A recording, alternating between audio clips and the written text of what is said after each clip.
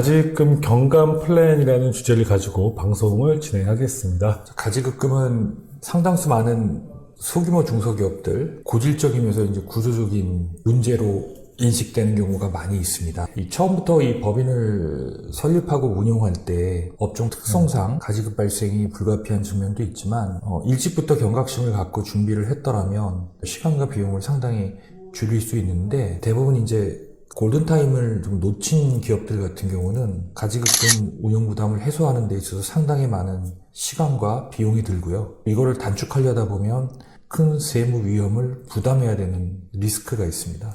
대표들의 가장 큰 골칫덩어리 중에 하나죠. 가지급금이 계속 쌓이게 되면 어떤 불이익이 있는지를 간단하게 스크린을 해보는 게 어떨까 싶습니다. 가지급금이 발생하는 기업은 세법상의 인정이자라는 것을 납부하게 되어 있습니다. 그렇죠. 이자를 내야죠. 예, 그렇죠. 그래서 가지급금 접수의 4.6%를 곱한 금액에 대한 인정이자를 납부하게 되는데요. 법인에 자금이 있다면 그 법이 활동에 쓰지 않는 거라면 대여를 해서 4.6%의 이자를 받는 것 자체는 하나의 자산운용이라고 볼 수 있겠죠.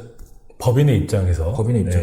그런데 이런 목적이 아니고 기업의 대표이사가 사적 필요에 의해서 또는 경영적 필요이긴 하지만 세무나 회계의 기준, 원칙, 회계 처리가 안 되는 것들에 대해서 불가피하게 가지급금이 발생된다고 말씀드렸잖아요. 그래서 이제 이 4.6%로 계산된 인정이자는 일종의 페널티라고 봐야 되겠죠. 네. 인정이자가 발생이 되면 이제 개인도 그 인정이자 상당에게 소득세가 그만큼 더 소득이 늘어나니까 법인 같은 경우도 그 인정이자가 이자 수입이잖아요. 거기에 따라서 법인세가 더 발생이 되겠죠.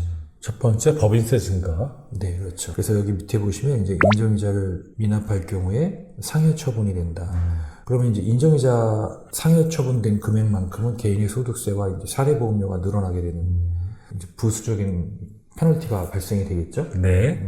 자, 그 다음에 법인을 해산하고 청산하게 되면 그 법인에 의해서 빌려간 대여금, 가지급금은 이제 개인의 소득으로 처분한다는 거죠. 특히 귀속 여부가 불분명한 경우에는 이제 대표이사의 가지급금으로 보는 거죠. 그렇죠. 네. 실제 이제 1억 원 상황에 처해 있는 기업들은 해산이나 청산을 쉽게 하지 못하는 경우가 있는 거죠.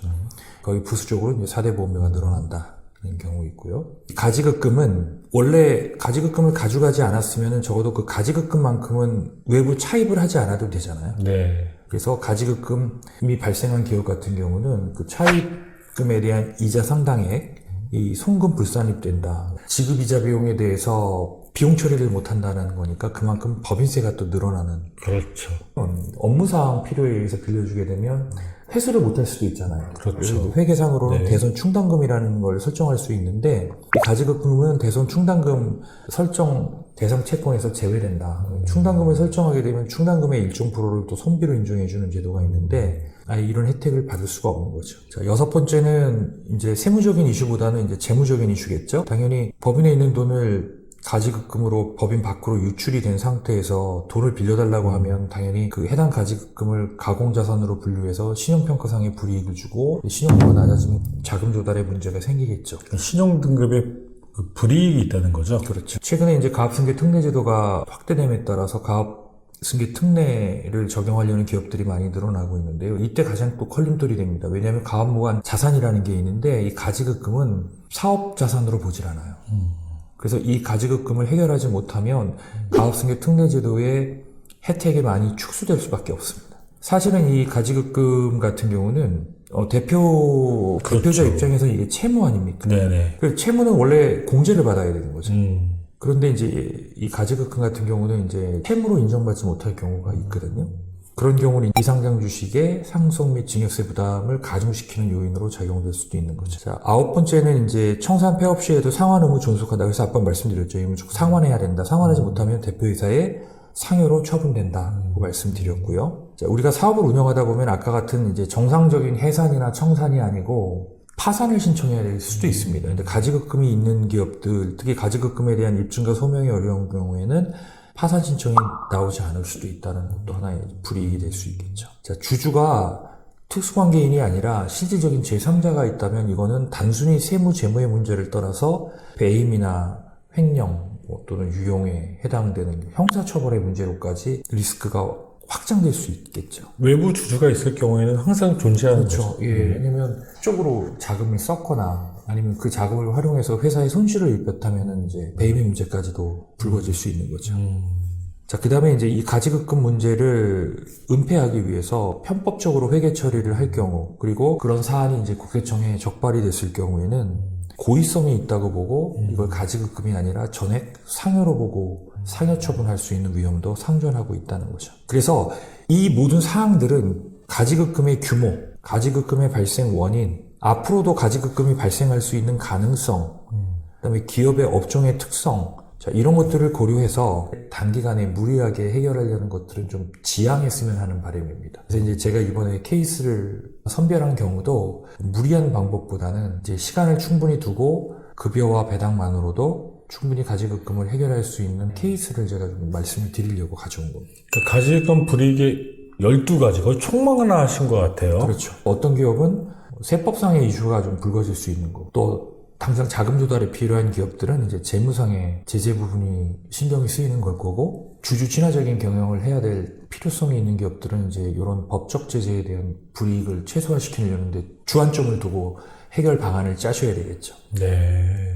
가지급금도 이게 특수관계인에게 대여된 거는 업무와 관련이 없는 가지급금으로 보는 경우고, 업무 무관 가지급금으로 보지 않는 예외적인 것으로 인정하는 사례들이 몇 가지가 있어서 한 말씀 드릴까요?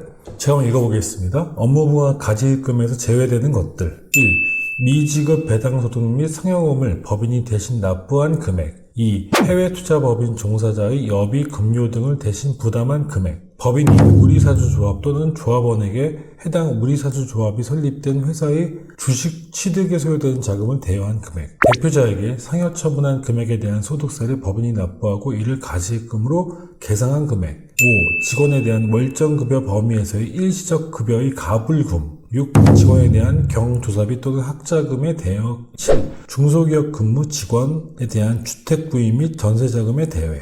그래서 요것들은 세법이 인정하는 이런 경우에 법인이 가지급금을 발생시킨 경우에는 업무 무관으로 보진 않겠다.